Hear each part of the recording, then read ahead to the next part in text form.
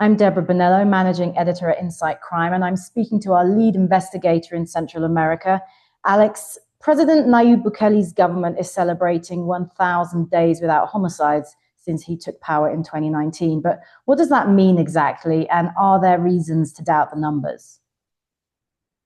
Well, it's true that violence has fallen dramatically since Bukele took office.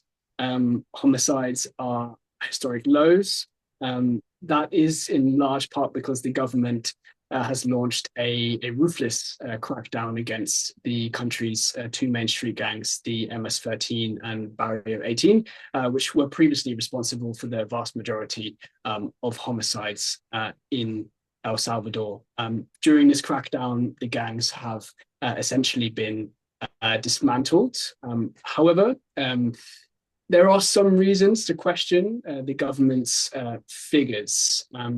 Firstly, as Insight Crime pointed out in its this year's annual homicide roundup, El Salvador does not follow what is known as the Bogota Protocol, which is the standard method for measuring homicides in the region.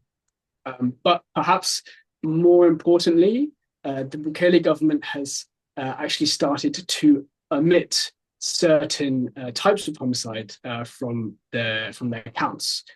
So firstly, you have the omission of bodies discovered in clandestine graves or unmarked graves.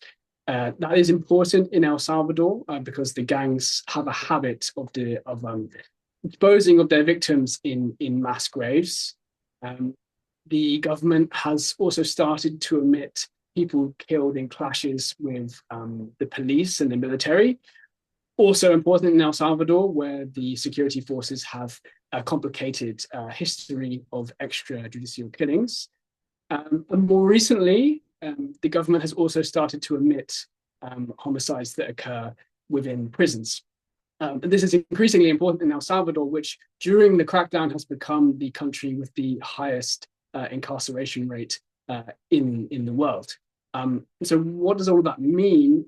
It means that the government's data may overstate just how comprehensive the reduction in violence has been, and it may inflate the perceived success of the government's security policies.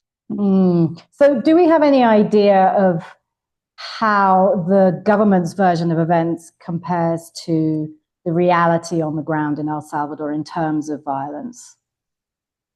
I think it's difficult to tell statistically. Certainly on the ground in El Salvador, has been a remarkable difference in the kind of the peacefulness, particularly in communities that were once dominated by the gangs. In terms of hard data, it is difficult to scrutinize the government's numbers because under Bukele, government transparency has kind of decreased quite radically. There was an investigation by Foreign Policy last year that concluded that the Bukele government had been underreporting murders by an average of a third since he launched his gang crackdown in 2022. That information was based on government figures compared with information collected by civil society actors and also the local press.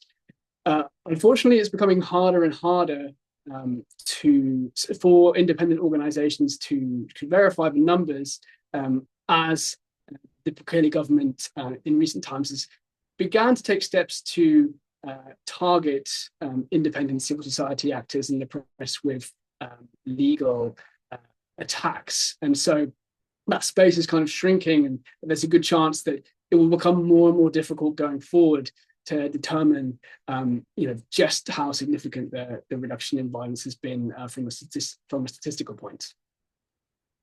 Indeed, the less critical voices there are, the less we know, I suppose, about what's truly going on. But as you say, some of his security gains are impressive considering the situation that El Salvador was facing just a few years ago. Alex, thanks very much for your time. For those watching, to know more about the gangs in El Salvador and the security situation there, please dip into our archive at insightcrime.org. Okay, thank you.